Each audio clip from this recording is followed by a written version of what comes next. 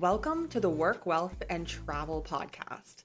I'm your host, Nicole, and this podcast is your guide to start creating a lifestyle by design.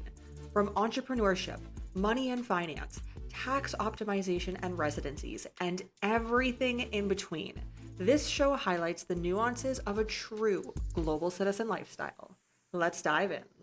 We're diving into a question that I receive all the time, which is how can I obtain a second, third, or just an additional citizenship? Now, there are various different methods in order to obtain an additional citizenship. So today I'll be going through what these methods look like and what the process in general is. Now, of course, depending on the country that you are obtaining citizenship in, the process and the documentation that is needed within that process is going to look very different, but we're going to be diving into what the general process for obtaining an additional citizenship looks like. Now, the first option is citizenship by investment. So, yes, you are making an investment into the country. A lot of the times, there are various different options for investment. That can be a donation to the country, that can be in real estate, and that can be in a development fund as well.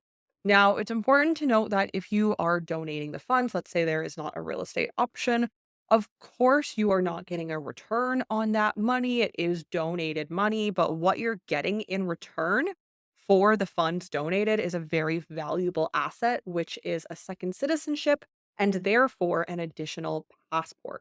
So while donation is technically donation to a government, it still yields a very valuable end result. Some of the most popular countries in terms of citizenship by investment are the Caribbean, which we do have a new video that is linked above explaining more about the new changes for Caribbean citizenship and the new price increases, which have increased quite significantly compared to the old pricing.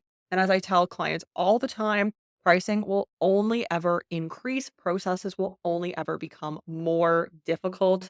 This is not ever going to become easier or a lower price point. So get in now if you are interested in obtaining that additional residency, citizenship, or bank account.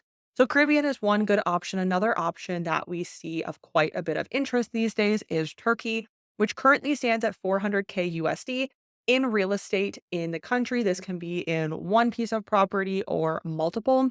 And from that, you're able to hold that and obtain citizenship. Turkey is also a very interesting market if you're looking for market diversification, depending on where your current investments are held.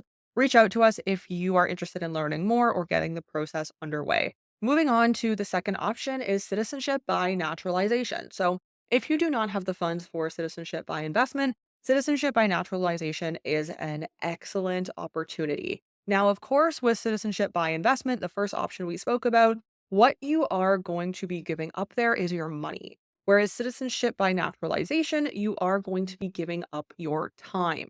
So it is important to note if you are looking to obtain an additional citizenship that you are either going to be giving up your money or your time. There is no option where you can spend no time on the ground and no investment. If you're looking for a residency, then this can absolutely be the case. There are still some countries where this is possible. But if you're looking for a citizenship to really integrate into a culture and to have that travel document for the rest of your life, that is not something that comes at a low cost or that comes easily. So the second option here is citizenship by naturalization. Now, there's usually a holding period where you will have residency first in that country. This can be anywhere from a few short years to 5 or 10 years, again, depending on the country, and lifestyle comes into play into this as well, very much so. Of course, you're wanting to obtain a citizenship where the lifestyle is beneficial to you, where you enjoy spending time, or otherwise, it may simply be a good diversification option in your passport portfolio. But when we're talking about citizenship by naturalization, a lot of the time you are either going to have to spend time on the ground, you're going to have to buy a business or a piece of real estate or start a business in that country and then live, potentially work in that country for a predetermined amount of years. You're going to become a tax resident if this is via naturalization, probably spending 3 or 6 plus months, again, depending on the country, in that specific country, and you will be paying taxes there.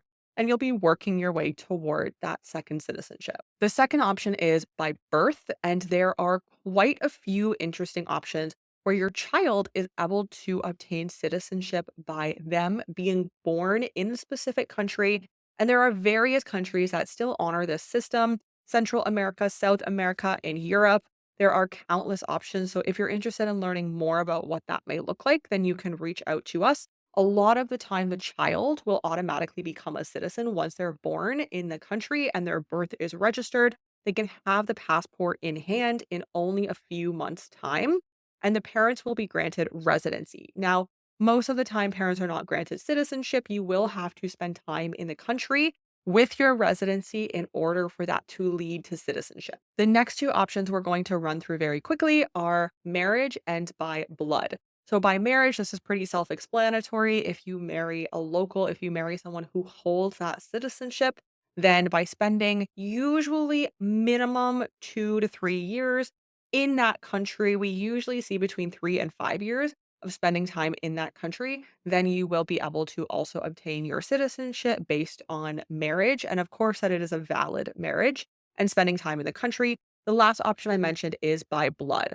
So, again, most of Europe and Latin America will honor this, where if you have family who has lived in said country, maybe they have lived elsewhere as well. You were born in a different country, but they still hold the citizenship of previous country where they had lived, then you may, again, it depends on the number of generations, then it depends on the country and what their rules are, but you may then be eligible to apply for citizenship through your family through blood. So once you've identified the best option in order for you to obtain your additional citizenship, what are the next steps in the process? Now, for any residency or citizenship process, of course, there is going to be documentation needed. So it very much so is based on the way that you are qualifying for citizenship, whether that's through investment. They're going to want to see proof of funds and then proof of the investment. Let's say you're investing in real estate, that the title is in your name. A lot of the time, they are also going to want to see proof of income or proof of net worth.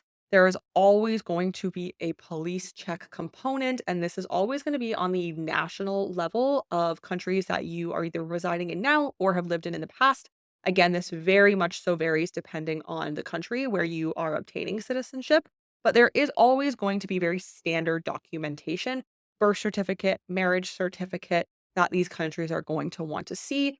And then, of course, depending on how you qualify, there will be additional documentation needed from there. If you are interested in obtaining an additional citizenship or residency, we guide you from step A to Z. We will help with the documentation collection process, which again is very different depending on the way you're qualifying and depending on the country. And we will help you if you need to be on the ground in that country to submit the documentation, go through the process, and have the end result, again, whether it is citizenship, passport, residency, in hand.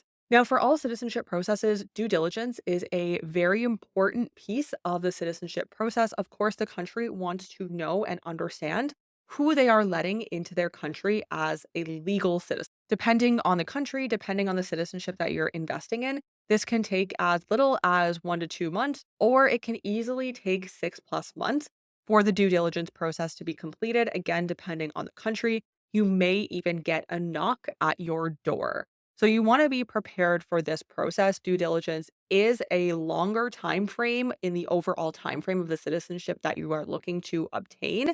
So that is very much so an important piece of any citizenship and even in some cases residency process. We have 20 plus teams based throughout Latin America, Europe, and various tax beneficial countries in the globe. Our team spans across 20 plus countries globally in very tax beneficial or citizenship residency beneficial countries throughout Latin America, Europe, and Asia. So, if you are interested in learning more about your residency citizenship process, obtaining an additional bank account, or even a tax optimized company formation, reach out to us below.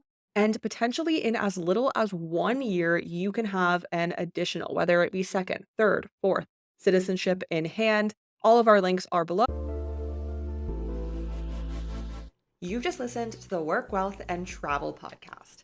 If anything from this episode resonated with you, I'd appreciate if you share this podcast on your socials. And of course, be sure to tag us at Work, Wealth, and Travel. And don't forget to leave a review on your favorite podcast platform. Thank you for joining us on this global citizen journey, and we'll see you in the next episode.